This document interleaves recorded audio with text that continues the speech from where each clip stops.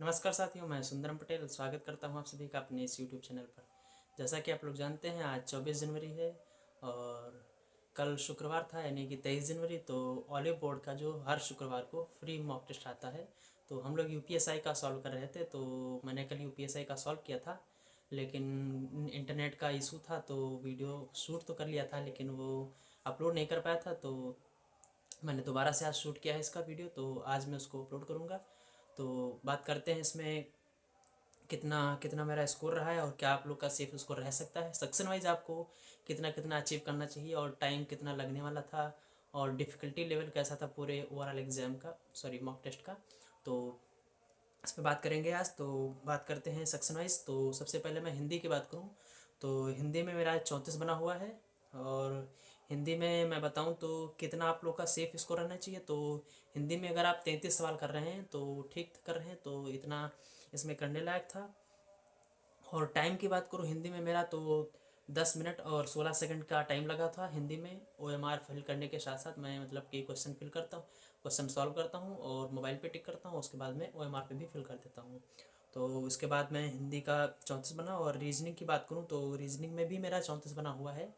और रीजनिंग में अगर आपका सेफ स्कोर बताऊं तो सेफ स्कोर आपका रीजनिंग में 35 रहने वाला है। और 35 मतलब सेफ स्कोर क्या मतलब 35 करने लायक थे। सेफ स्कोर तो ओवरऑल बात करें तब ज़्यादा ठीक रहेगा। इन मतलब रीजनिंग में आप 35 कर सकते थे, ऐसे सवाल आने वाले आए थे।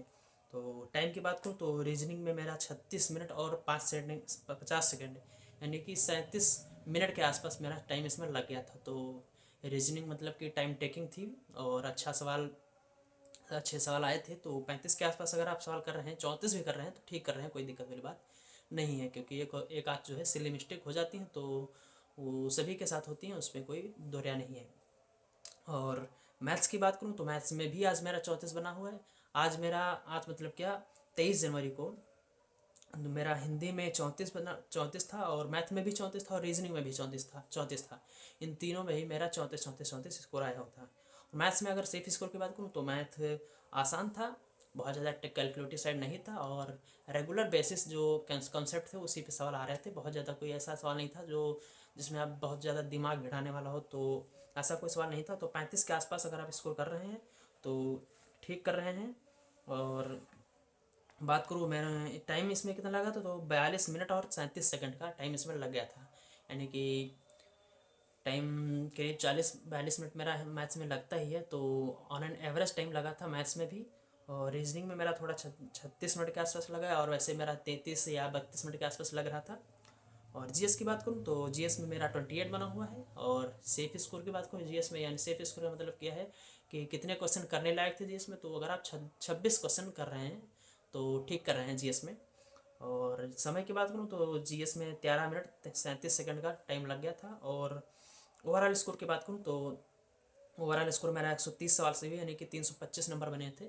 और एक बार मैं फिर से आप लोग को बता दूं सब्जेक्ट वाइज आप कितना कितना स्कोर कर रहे हैं, जो आपके लिए एक ठीक रहेगा। इतना स्कोर होगा इस लेवल का अगर मॉक टेस्ट आता है तो इसमें आपको इतना इतना सब्जेक्ट में करना चाहिए।